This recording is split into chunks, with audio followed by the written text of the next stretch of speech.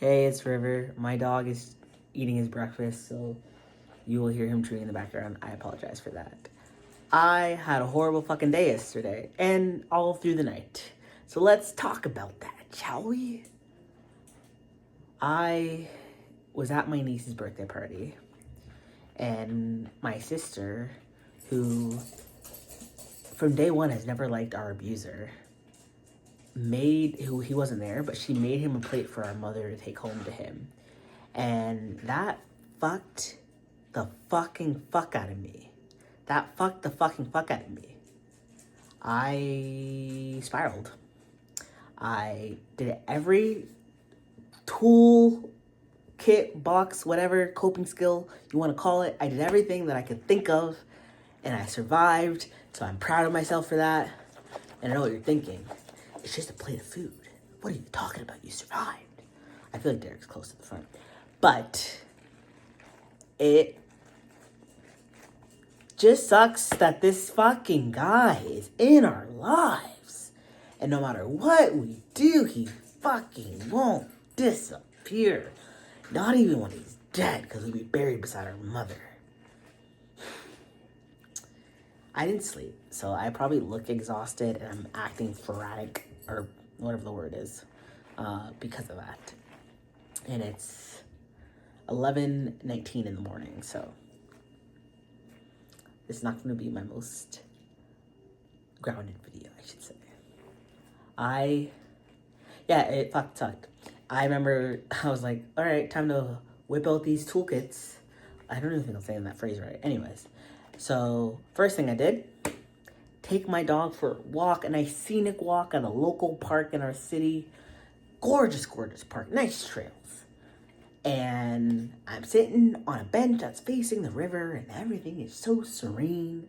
And all I can think about is they tell you to go for a walk because it will help you when you're triggered, and all that happens is you're triggered while on a with a view. So I posted on my Snapchat. Yeah.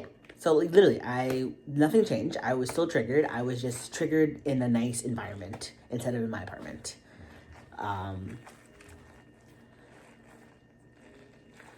Was it better than being a philosophy I always lived by, because we've been depressed for a decade now, is I would rather be depressed on a beach. So that just means depression's not going to go anywhere. I'm not going to stop living my life. So was it better than being depressed sitting on my couch fucking doom scrolling? Yeah, I was. Did it make me feel better? Fucking no.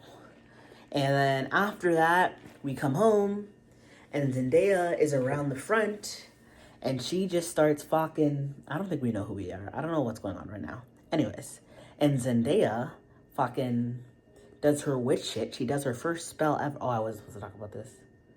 My bad. Let's erase that from your mind.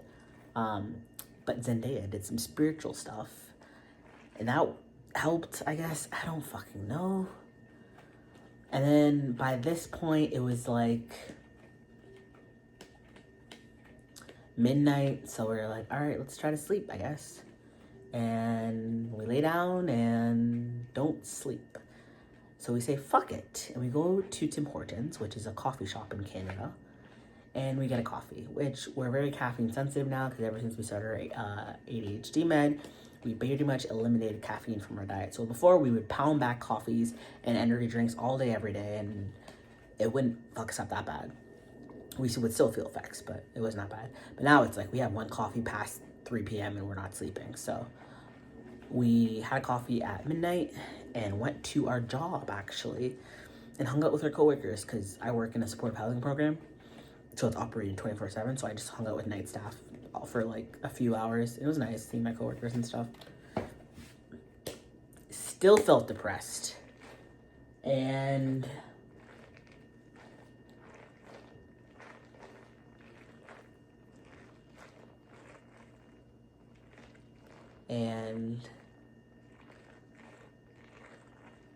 I still feel depressed. 'Tis life, as they say. 'Tis life. But I don't think it was just me. I think there was others involved, but we did do some good art. I'm gonna try to clip it in this video, so if I don't, it's because I couldn't figure out how to do it, so just ignore what I'm saying here. But be warned, trigger warning, this next part is gonna be showing a sexual abuse, childhood sexual abuse-esque themes. No, it's gonna be a explicit image. Oh, maybe we can't show that actually. Yeah, we probably won't show that. We drew something that happened to us, and then obviously we can't show that because although it's not like a image of a child, but it's happened. It's hard to explain. I'm not gonna show that clearly.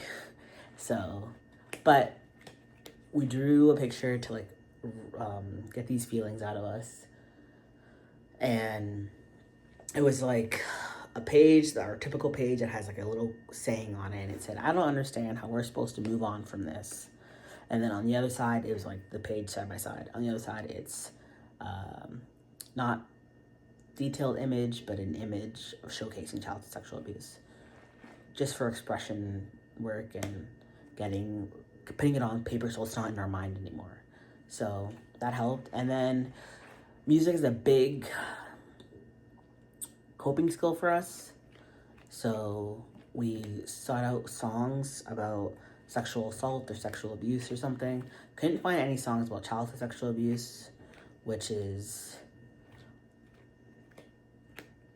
I don't know, I don't know, like it's, obviously it's, you don't want to like have that out there, but at the same time, for people who need to relate and have that reflected to them in an artistic way and make them feel emotions and release emotions, it's helpful. That's why we like music. So, but we did find the song Me and a Gun. It's an acapella by Tori, I forget her last name. Great song. So we did a video with that, the sound over top of that. We did write a poem.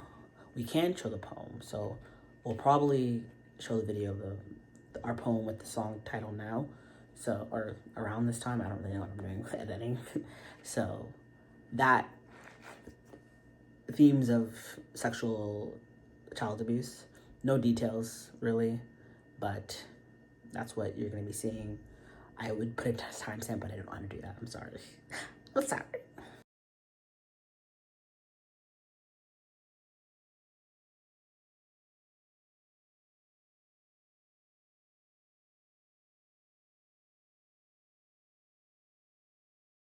"5 a.m. Friday morning, Thursday night, far from sleep. I'm still up and driving, can't go home, obviously. So I'll just change direction, 'cause they'll soon know where I live. And I wanna live, got a full tank and some chips.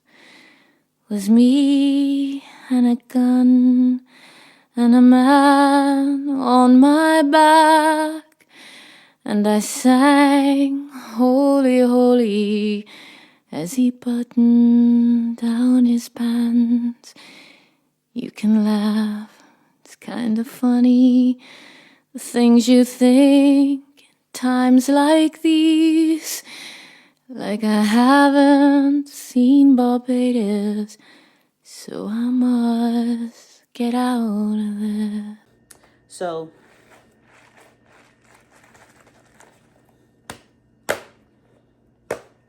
it's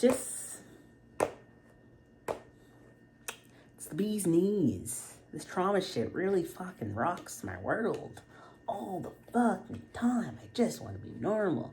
And all we're thinking about is we're out of the hospital now. We're out of the loony bin. We can't go crazy again. Not this quickly. We gotta, like, get everyone fucking comfortable with us being around, then go crazy or something. We can't just go crazy again. It's too quick, too soon. We gotta build the suspense. So, I don't know what I'm saying. I don't know who I am. I don't know what I'm doing. I'm just vibing. This is a vibe. Look at that dog. Ain't he cute? We did ChatGPT. It was River. Some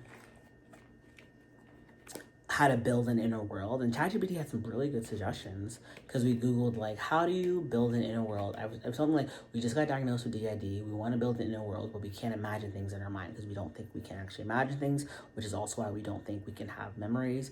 But it's also like if that was the case, we should be able to like remember conversations and audio stuff, but we don't remember that because we are able to remember like lyrics really well, but.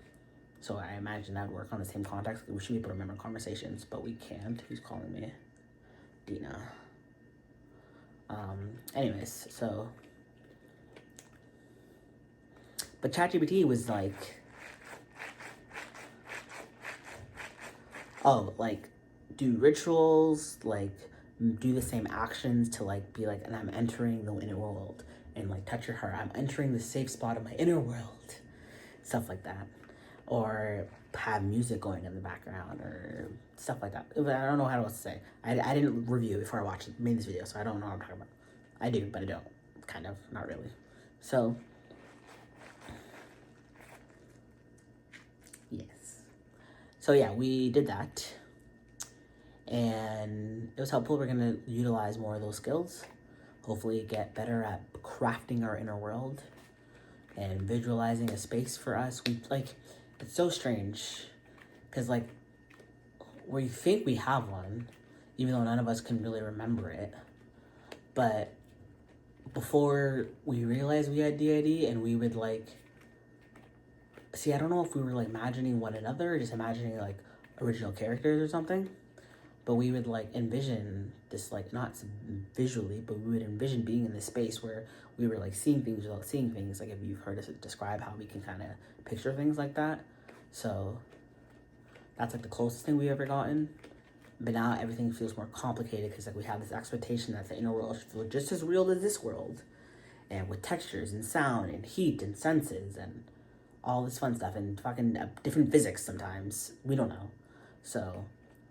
and ours is not like that. And we're slowly starting to accept maybe we just, like everything else in our fucking lives, it won't be the typical representation.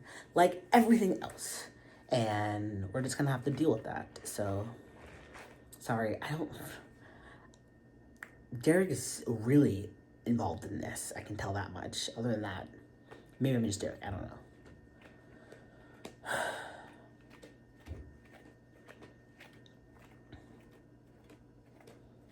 I'm gonna hit the vape. Sorry if you don't want to see that.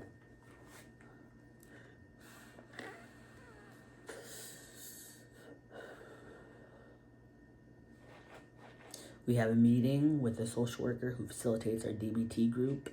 We're gonna go through our coping book with him, and he's gonna give us some coping skills and DBT skills. And we're gonna try to bump up and improve our coping skills. And because we've had like 4 sessions with this facilitator already, he knows us pretty well. So we're gonna ask him if anything that he thinks would be helpful for us, and like go over things that we're not super confident on, like radical acceptance and turning the mind and stuff. So that's what our plans are today, if in case you were wondering. And sleep is not on the agenda, not anytime soon. Eventually, when our body crashes.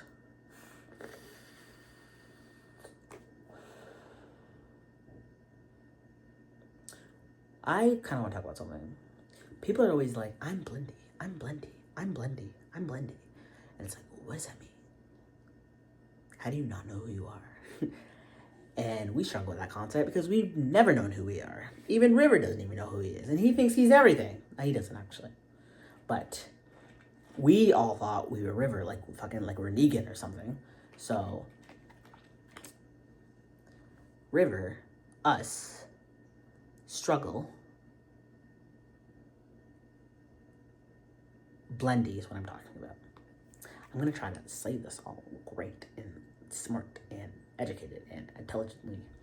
None of those things that we are. So what Blendy, how we interpreted it, is this is a fraction of how we are sometimes, but not all the time. And none of us can confidently say in the moment, this is who we are. So at the moment, we're acting mostly like Derek. However, I do not think that I'm Derek right now. It's just like a nothing in our soul. I don't know. That sounds hocus pocus. But it's like fucking... I need to talk to people who aren't systems to be like, what is your sense of self? How do you know who you are? And then they're going to think I'm fucking crazy because what do you mean, how do I know who I am? None of this makes sense to me. But blendy. Sometimes we're able to really like just be self-assured, like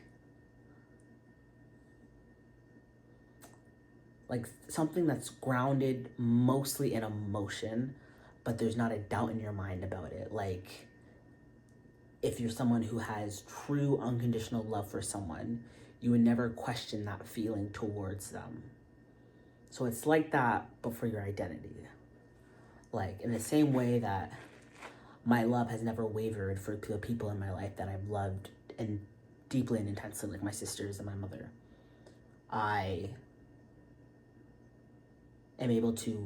We are able to identify ourselves with that emotion about ourselves internally.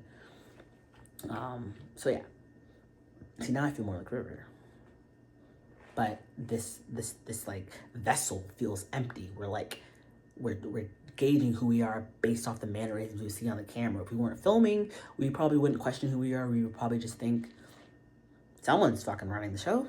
River, I guess that's our default. We just think we're all River. Like Negan. Like, I made that joke already. But yeah. We don't really understand what blendy means. We meet with our dissociative specialists in a couple days. So we're gonna ask her about sense of self and knowing who you are, knowing who you not are, and like how we can be more attuned to when we're switching and stuff, because we also think that plays a factor. Maybe this is just a slow switch from River to Derek. Or maybe we're co-conscious. Don't know. Don't care that much either. We're just this body. This I guess is what makes us a person. Nothing more, nothing less. The rest is hearsay. So, not to invalidate other systems. We're just frustrated with the lack of knowledge of our experience. And we can just hear that internal critic, who is telling us that science is wrong. This is not a valid thing. This is not real. This is just who you are, and who you are is a regular, boring ass person who likes to make shit out of everything and make your life more complicated than it has to. You are successful. You are educated. You are able-bodied. You are relatively healthy physically. But yet, you have to find something to be upset about. Past trauma, blah, blah, blah, blah, blah, blah, blah, blah, blah. I don't know who I'm talking to or who I am saying this. I think I low-key almost kind of feel like, I'm not going to say that because it's going to invalidate everything I'm saying. But I don't know who I am. This video is 17 minutes long. I'm going to end it here, boys and girls. I really don't think a lot of you stayed this far to the end. Thank you if you did. Sorry for this chaos.